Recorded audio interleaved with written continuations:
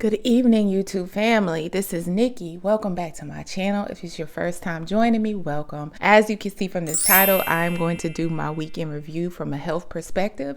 I started this to keep myself accountable, but to also encourage other people to hold themselves accountable and start a dialogue about making small, healthy choices to reach our fitness goals, our overall health goals, and our overall mental health goals as well. Last week, I shared with you my weight, my overview of my overall weight loss story, and some of the things I was doing. I'm going to run through that again this week. This is my lapel mic, y'all. It's supposed to be here. I lost the cover for it. This is my second time filming this video. I completely finished it earlier, went to take the memory card out, and it fell apart upon removal.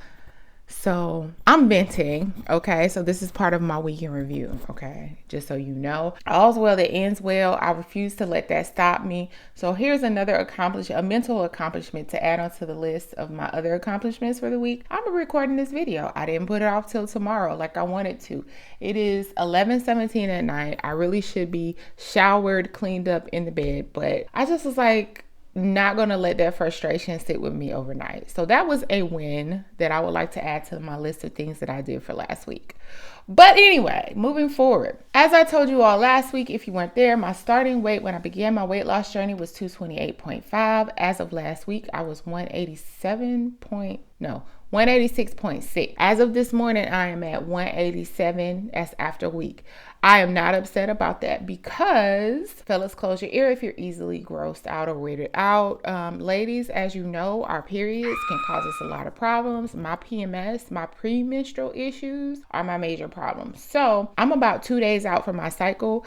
I tend to gain anywhere between 2 to like 6 or 7 pounds. Yes, 6 or 7 in water weight right before my cycle starts. And it just depends on how bad I'm PMSing. I am working on researching some solutions for that. One thing that has helped minimize it a lot, so I'm not at the top end of bloating or moodiness like I used to be, is my collagen peptides. I do have a review about that, the other benefits of it, but I didn't realize that it also helps stabilize my hormones. So that helps, but I still did my usual gain. So that's really only like 0.4 of a pound gain. When that happens during my weight loss process, because I've been doing this for a little over a year now in the weight loss process, I know to not chop it up as a loss because my weight on the scale during my PMS week is just not reliable. So I actually may have lost a pound or two. I won't know until next week as long as I continue on the path of making healthy choices. I said I didn't want to eat after 8:30, 9 o'clock anymore. I have stuck to that. I think I might have missed the cutoff 1 or 2 nights, but it wasn't that I ate anything heavy. What I did was got some fruit, a small serving of like berries when I just really wanted something after a certain time. But other than that, I stuck to it. I've been pushing my water, my workouts with my Peloton for this week. So I did want to increase my length of my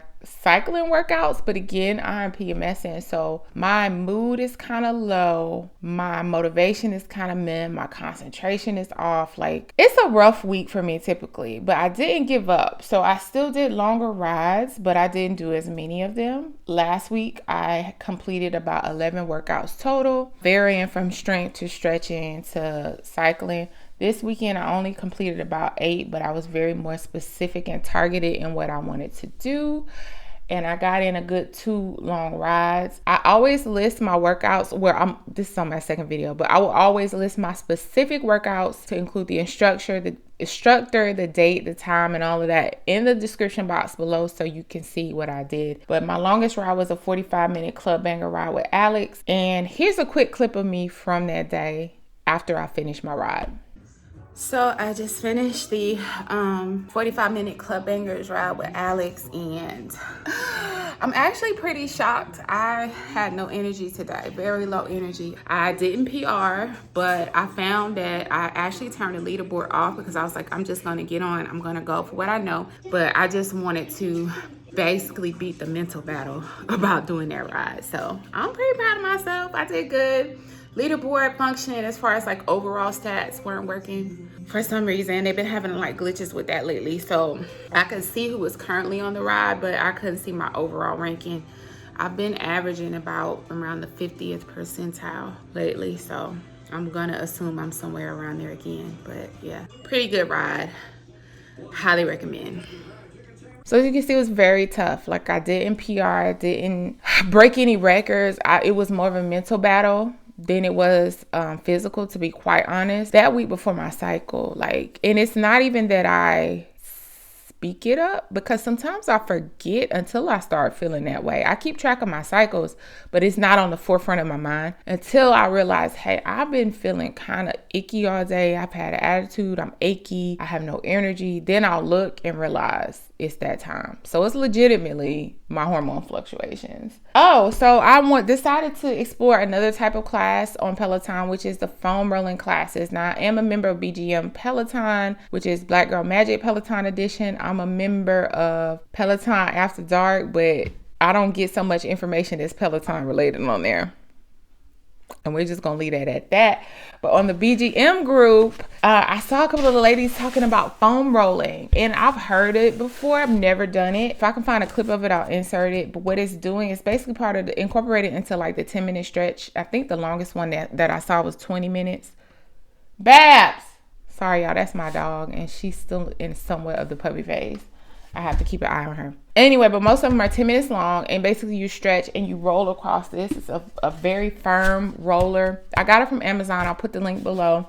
It's about $20, but it helps with, muscle stiffness and circulation and achy joints and stuff. And when you're on the bike, that lower back especially catches a lot of strain and stress. And if you sit a lot, it even compounds that. So I just want to have the best all around fitness experience I can have, because this is a lifestyle for me. I'll let y'all know next week how that goes. I'm going to try to do at least 3, especially with my cycle coming up. I won't say that I'll do so much heavy duty cycling, but I will definitely do some more breath work, some more foam rolling, yoga, maybe some Pilates, but not so much the heavy like Tabata, club banger type rides. All of it counts though. Recovery and resetting and all of that is just as important as the heavy duty stuff. I'm going to make some dietary changes. I did the 23andMe DNA kit, and I actually got my results back last week.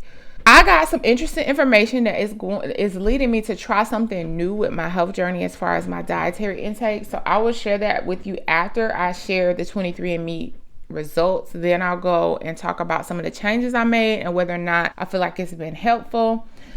I also ordered a 3-day juice cleanse because I just want to reset my taste buds. My cravings are starting to get strong. I'm fighting them, but who wants to be miserable all the time? I'm not hungry all the time. I just feel like I've reawaken my sweet tooth a bit much, and I just want to reset that. Also, it's good for the immune system, it's good for the gut health and all of that other things. If you give your body a break from digesting all the heavy foods that we tend to take in on a weekly basis. I'm sorry, my laptop's right here, so that's why I keep looking off to the side, and I'm kind of tired, y'all. I'm in all the fall challenges except for the ones that involve running as of right now, because I don't have the tread and I can't really do outside too much because of my allergies. But I'm in the October cycling challenge, the activity challenge, and the strength challenge, and the fall challenge, which requires you to do one class every day. Cheat code, it does not have to be an actual full workout. It could be a meditation, a sleep meditation, a stretch, anything. But the goal is to get a blue dot on your Peloton calendar every day, which shows you did some kind of activity within the app. So far, I'm good. I have about 43 miles left to go to meet the October cycling challenge, which is 50 plus miles in October. And then the activity challenge is to work out 10 plus days. If I meet the fall challenge, I'll meet the October activity challenge, and the strength challenge is 5 or more strength workouts in October. Honestly, I probably will have met that by the end of this week. So that is my recap for my health for this week and what I am going to do in the upcoming weeks. I want to do these weekly, but if I don't have anything to share, I'm not going to just keep doing it. And I'm not going to, if next Monday I still don't have any progress, my cycle's on, and it's nothing really new to share, I won't, but it will be a regular thing. So it will at least be bi-weekly. So if you enjoyed this video, drop a like. If you have any goals that you want to discuss, drop a comment below and let me know. All the classes are below. The foam roller link is below if you're interested. And I thank you so much for your time. I'll see you again next week, or for my next review or haul video or whatever it might be. I just appreciate you joining me today. Y'all have a blessed day. Talk to you later. Bye. If you love me, let me hear you say my name, my name. let me hear you, babe. Cause I wonder if you feel the same. Or just tell me if you feel the same.